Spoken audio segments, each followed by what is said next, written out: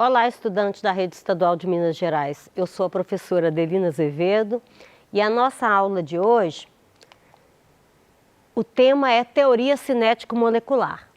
É voltada para alunos do segundo ano do ensino médio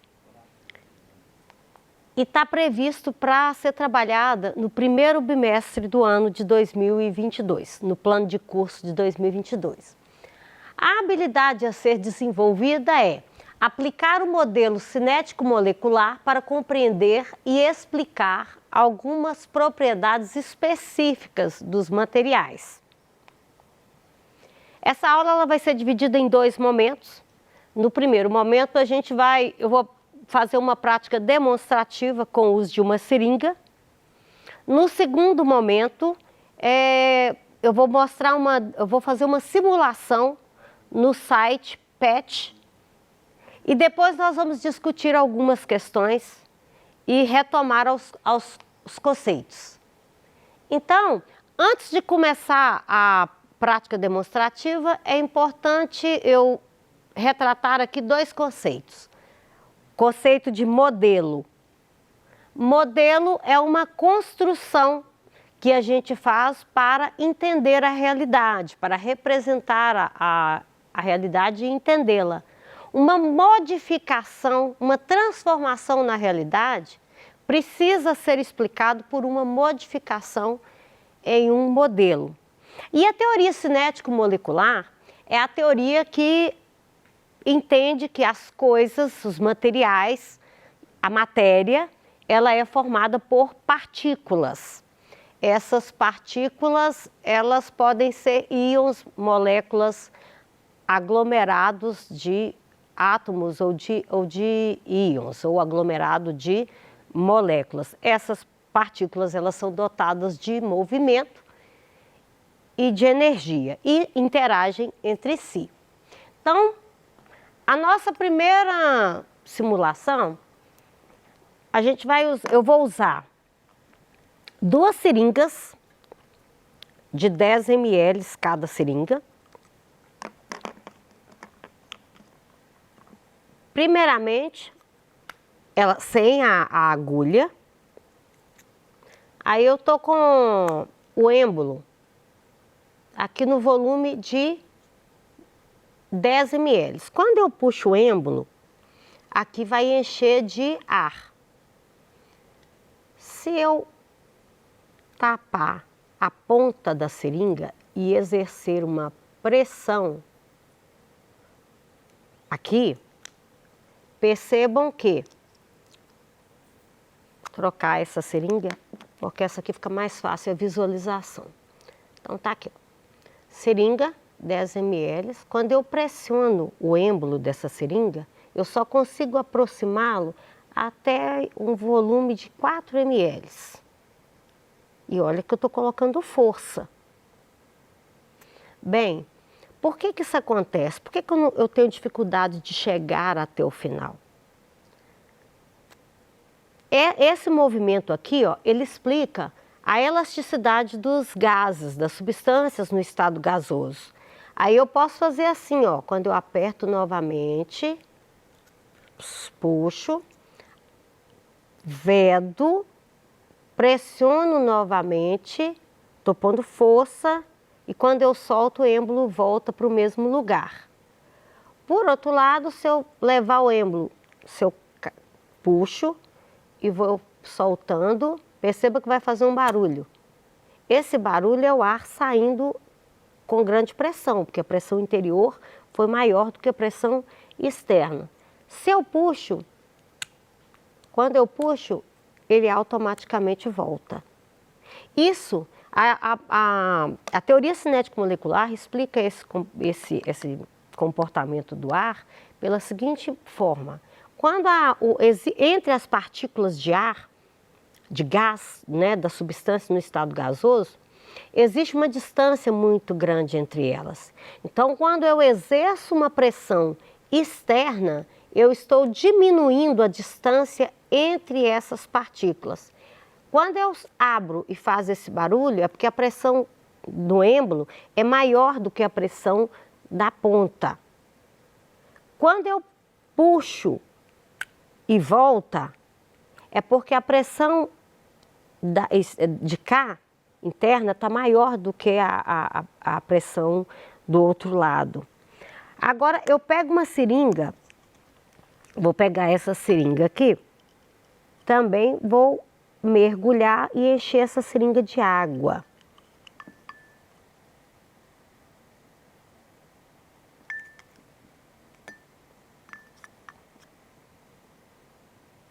Pronto. Enchi a seringa de água. No entanto, essa água não está vazando, não derrama. O que se esperava era que essa água, o quê? Aqui está aberto. Por que que isso acontece? Porque existe uma pressão atmosférica aqui embaixo que impede a saída dessa água. Se eu tampo, vou vedar aqui a seringa, a ponta da seringa e empurro, eu não consigo deslocar o êmbolo com o mesmo volume que eu consegui deslocar quando a seringa estava só com ar dentro. E se eu coloco só um pouco de água aqui dentro, tá? Vedo e puxo, vai ocorrer a água aqui dentro, ela vai ferver, tá? Isso tudo acontece devido à pressão atmosférica. Aí você tem que entender o que é pressão atmosférica, que é a pressão que o ar exerce sobre os corpos na superfície do planeta. E também a teoria cinético-molecular. Voltando aqui mais uma vez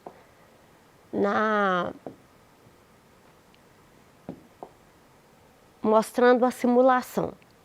Aqui eu vou pegar a substância neônio, né, que é o gás neon que a gente fala no cotidiano. Aqui ele está no estado sólido.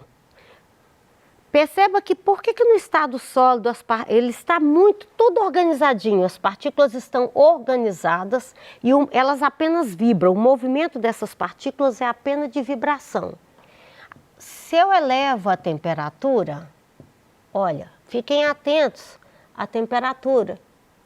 Quando eu elevo a temperatura, elas vão se desorganizando até ocupar todo o espaço disponível.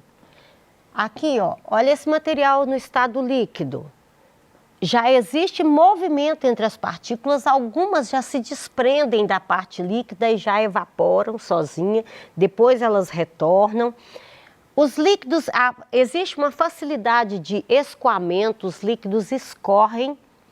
Agora, no estado gasoso, as partículas tendem a ocupar todo o espaço disponível. Aí, nessa simulação aqui, você vai ver a questão da pressão. Quando eu exerço, tem material aqui no estado gasoso, ao exercer uma pressão aqui, ó, o que vai acontecendo com a distância entre as partículas? Vai o quê? Diminuindo. Foi o que aconteceu quando eu empurrei a seringa. Aqui é um modelo para explicar o comportamento dos materiais em nível microscópico. Então, aumentando mais uma vez a pressão aqui, você percebe que vai diminuindo a distância entre as partículas e vai aumentando a energia cinética delas. Aqui vou só mostrar com a água, né? Vou pegar a água aqui. Ó, quando eu coloco a água a uma temperatura, tá? Aqui a 108 graus, ela está ainda no estado gasoso. A temperatura está caindo, observa a pressão muda. Para ela ficar no estado, aqui ela já está no estado sólido. Perceba que quando ela está no estado sólido, as partículas de água, elas têm movimento de vibração, elas vibram, elas têm movimento de rotação e de translação. É diferente de quando, aqui ó, o movimento é só vibração, porque ela está no estado sólido. Por outro lado, quando ela vai passando para o estado líquido e para o estado gasoso, já modifica a movimentação dessas partículas. Olha a temperatura lá em cima. Então, vamos voltar para as perguntas aqui. Bem, com a simulação e a demonstração da seringa, é possível explicar a estrutura da matéria com base nos modelos de partícula. É onde verifica-se que, no estado sólido, porque o nosso critério sensorial é que os materiais no estado sólido são duros, no estado líquido é escorregadio e no estado gasoso eles não podem ser pegos. Aí vamos para a questão da elasticidade, da compressibilidade, do escoamento. Os materiais sólidos têm baixa compressão, ou quase nenhuma. Os sólidos não podem ser deformados, eles precisam de uma pressão muito grande. Os materiais líquidos, eles escoam. Já o material no estado gasoso, ele tem grande capacidade de escoamento e de compressibilidade. Os gases eles podem ser comprimidos. Aí, como que o modelo de partículas explica esse comportamento dos materiais nos diferentes estados físicos? No estado sólido, a baixa compressibilidade e a dureza está relacionado com a organização das partículas. Elas estão muito organizadas, muito próximas umas das outras e com pouco movimento. Já no estado líquido, as partículas estão mais desorganizadas, tem maior espaço entre elas e maior movimento. Já no estado gasoso, as partículas estão totalmente desorganizadas, existe grande espaço entre elas e com maior movimento do que no estado líquido. De maneira que, no estado gasoso, os gases têm a propriedade de compressão e de difusão. Aí, baseado nisso, vamos pensar em algumas questões aqui. Por que o sólido é duro, o líquido é mole e o gás não pode ser apalpado? Como que a teoria cinético-molecular explica isso? O sólido, a gente considera o sólido mais duro devido à proximidade entre as moléculas. As moléculas estão muito próximas umas das outras. Fica difícil apalpar, fica difícil esse espaço. Ao contrário do material líquido e do material gasoso. O material gasoso, as partículas estão tão distantes umas das outras que a gente nem as vê a olho nu. Por que é mais fácil deslocar o êmbolo de uma seringa com ar do que com a água? Também devido à distância média entre as partículas e a atração intermolecular que existem entre essas partículas. Quando o gás escapa do botijão, seu cheiro se espalha por todo o ambiente. Qual é a explicação para tal fato? Olha, o gás de cozinha, que é o gás liquefeito de petróleo, que é uma mistura de propano e butano, ele não tem cheiro e ele está líquido no botijão. Quando ele tem espaço no botijão e ele fica livre da pressão, que ele escapa, né? Diminui muito a pressão que ele está submetida. Ao diminuir a pressão que ele está submetida, ele tem toda uma liberdade de movimento. Então as partículas vão andar, as moléculas vão andar a grandes distâncias. Ele não tem cheiro, mas por uma questão de segurança é acrescentado ao gás de cozinha um grupo de materiais chamado mercaptanas, que é para as pessoas identificarem que está ocorrendo algum vazamento, evitando acidentes, como uma explosão, por exemplo. Quando você descasca uma mexerica, as pessoas à sua volta sentem o cheiro da fruta. Como você explica o fenômeno do cheiro se espalhar? Porque o cheiro seria menos perceptível no inverno? Bem, o cheiro está relacionado com o movimento das partículas no estado gasoso, que são capazes de andar grandes distâncias até atingir os receptores nasais das pessoas e elas perceberem o odor. No inverno, o cheiro é menos perceptível porque tem baixa temperatura, baixa energia, aí as moléculas têm uma energia, menos energia cinética para poder se locomover. E em qual estado físico as partículas se interagem mais facilmente? No estado sólido. Bom, ali está a explicação, a teoria cinética molecular, ela explica os materiais no estado sólido, líquido e gasoso, mas aí você vai me perguntar, bom, e a farinha e a areia?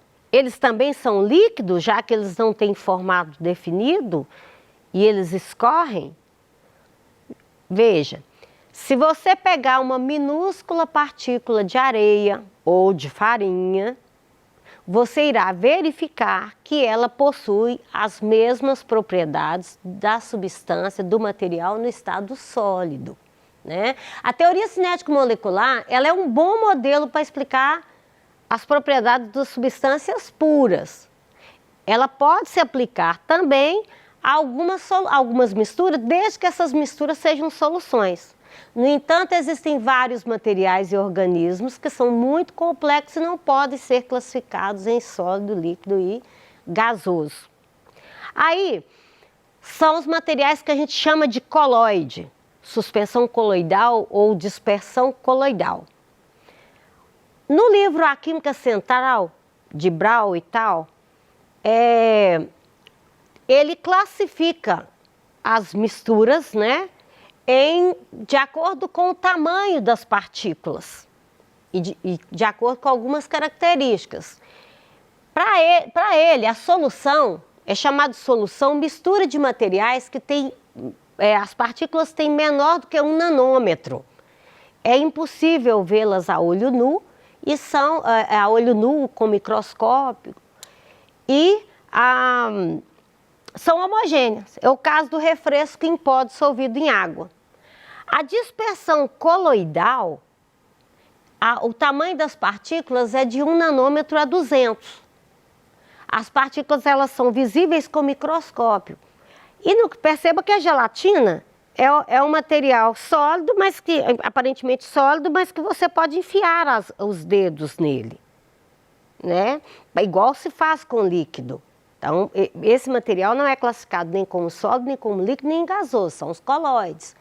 A suspensão, partículas maiores do que 200 nanômetros, que é o caso das nuvens e das neblinas. Aí a gente tem uma suspensão. Voltando à questão da energia, dos movimentos das partículas, onde tem maior interação, que é aqui no estado sólido, onde tem menor interação, que é no estado gasoso. Existem alguns sólidos que, quando aquecidos, eles sofrem uma transformação que a gente chama de transformação vítrea. É o caso dos plásticos, é o caso da goma de mascar. Essa transformação, ela não é uma transformação física, não é uma mudança de fase. A goma de mascar é um material que a temperatura ambiente está sólida, mas quando colocado na boca, ela derrete. E por último, a relação entre a pressão atmosférica, o conceito de pressão atmosférica, só recapitulando. Pressão é quando eu pego o material e quando uma força é exercida perpendicularmente sobre uma superfície, a gente fala que existe uma pressão. Então, nesse caso aqui, nesse material que eu estou pressionando, eu estou exercendo a mesma força dos dois lados, mas a pressão aqui é maior. Então, a pressão atmosférica é a força que o ar exerce sobre a superfície dos corpos, sobre todos os corpos no planeta.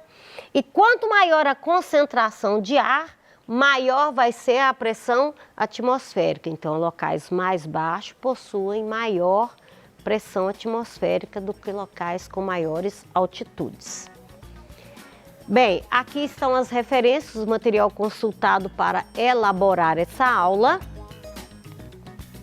Muito obrigada e até a próxima.